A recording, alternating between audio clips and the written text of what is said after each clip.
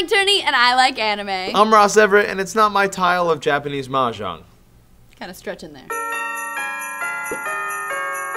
Welcome to Anime Club! This week we had kind of a controversial pick, and before we get started I kind of wanted to explain why I picked Kite, the 1998 OVA, which is about 60 minutes long. It's a little bit controversial because it has hentai scenes in it, and I wanted to say that I picked this edited version on Netflix because Anime Club started for me not only as a place to discuss anime amongst anime lovers, but also to expose people who don't know anime like Ross to all people exposing themselves. Yes, to all different types of anime, and we've gone through Odon High School Host Club, like fluffy, lighthearted, fun anime, and I wanted to show something that was a little bit more adult, and thus entered Kite. Yeah, it was both adult and underage at the same time. Having said that, I watched what I thought was the full thing, but it was only 45 minutes, and I was like, oh, how tastefully they cut around what these scenes could have been. But it turns out in the original, I guess they don't do that. And they do not! I saw the original when I was younger and picked the edited version. Doesn't explain so much. A lot has been explained. And so picked the edited version for Anime Club. So it is horribly graphically violent, and also there's sexual violence in it, but that's what adult anime is sometimes. So, did you like it? Yeah, it was interesting. That the plot was really interesting. The whole, these people are having you kill pedophiles, but at the same time you're slaves, but at the same time they are also pedophiles themselves. Right! And then there's that mystery as to, like, are these people that are being killed, are they actually pedophiles? Right, because it turns out at the end that this guy who's supposedly like a corrupt politician or something, he's actually a SWAT team member that's gonna kill the assassin. Yeah. So maybe this whole time they've been killing people who really aren't that bad. I would go so far as to say that is exactly what they were doing, Meg. I thought it was really interesting, the juxtaposition between kill this guy, he touched these schoolgirls, their teachers who touched their students, and blah, blah, blah. Meanwhile, he's keeping this young girl as like a sex slave, and she knows that he killed her parents, and she's been biding her time. My biggest problem with the entire anime was that she kept her parents' blood in earrings. And it's like, not even like, I'm gonna accept, okay, it's normal to keep your dead parents' blood normal, but not in earrings. No? Like, it's just the most vulnerable places. These, like, but they're so close to her. Yeah, but they're close to her, but so is a necklace. That necklace, I think, would have made more sense. And then she's like, you lost my earring, and she got, like, actually upset that he didn't go back into a crime scene to find her damn earring. Well, normally he does go into the crime scene and clean, like, he grabbed her gun and returned her gun to her, and he steps on the earring. Now, I don't know if he sees the earring or not. That was my question about it. A lot of this anime, though, is left up to interpretation, and I like that. I like that the end, we both disagree on what we think the end means. I think Obori is alive. And I think he's a dead. He might be. Also, do you think she killed him because it was a hit or because he shot her basketball? I think she killed him because it was a hit. Because if people are killing people in Japan just because they pop basketballs, we're in trouble. Well, to be fair, Obori took his gun and shot her basketball. Well, then she should have just shot his tuna, and then they would have been even. That's right. See, well, here's the thing. We only see the tuna drop. Maybe she did shoot the bag. He's dead. Please he's don't so be dead.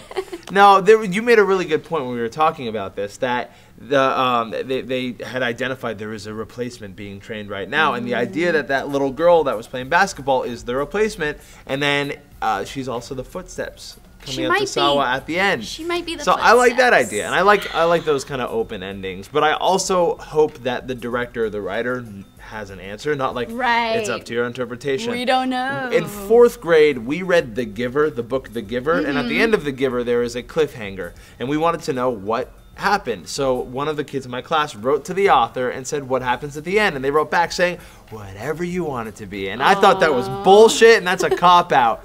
Whoever wrote The Giver, I want to know what happens. Kite is actually being adapted into a new live-action film starring Samuel L. Jackson, so maybe they'll address the ending? Maybe they'll make a choice? I hope not. You can't do it. You can't, in the new version, make a different choice than the original. That's true. Oh, I don't know. I just felt like they went through all this turmoil and heartbreak, and they had these shit lives, basically. And, like, I'm a girl. I want them to be happy together. Meg, I want that to happen. People die every day. No, it says that in the thing, and he's a bad person. Also, the young girl is killing. She's the new assassin in training, but both the dudes who train assassins are dead, so who's training her now? I think she's already been trained. Oh, the she's training rogue. has been completed. So I think I know, but what kind of anime was this? If you're watching the unedited version, this is definitely a hentai anime. If you're watching the edited version, I would call this a shonen anime because it's very action heavy and gory. Very cool. What's next for us next week? Next week we have a special anime club because it's the holidays. Holidays! And we're going to be holidaying. So we'll be watching the Christmas episode of Yamada's First Time. It's episode 4.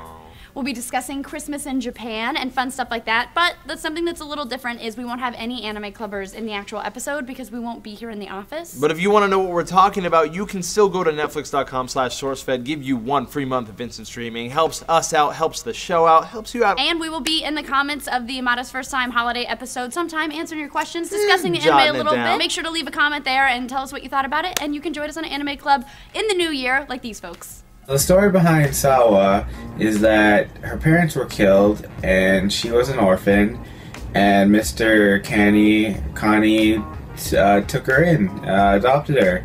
And it was really weird because he taught her how to kill, how to become an assassin, and then he also slept with her. Getting away from that gross fact. It's probably got some of the best action sequences I've ever seen in any anime. They use a gun that shoots bullets, like typical bullets. They go into bodies, like, and leave holes. But then they stay in the body and then explode. So you see limbs and blood flying everywhere, and it's just really cool. The fuck I just watched? This is basically just a hentai. It is just sex and violence and pedophiles and rape and criminals and killing people. Did I say that already? And sex, and then there's more sex, and then there's gigantic penises. My first week in anime club, the pick was Kite. I have terrible timing. If you don't mind gory violence or a completely ridiculous and gratuitous sexual abuse storyline, sure. Give it a try. Watching this anime unedited did not make it better. It made it way worse. Because in addition to the shitty storytelling, we now have underage rape porn. And they didn't portray it as a brutal, terrible thing. They portrayed it as a titillizing, sexy kind of thing. And that's just not okay. Overall, I hated this movie. I had no idea what was going on the entire time. The characters are just unlikable and disgusting. Even though it is a really well-drawn anime and it has good character development for the 4 characters that are in it, it still falls flat in a lot of areas because of the overlaying tone of violence in it. Sometimes characters did things that were kind of pointless, and for some highly skilled teenage assassins, they aren't all that great at their jobs. Action, drawing, anime, story direction, yay. Underage sex, boo. Hey Meg, I got you this necklace. My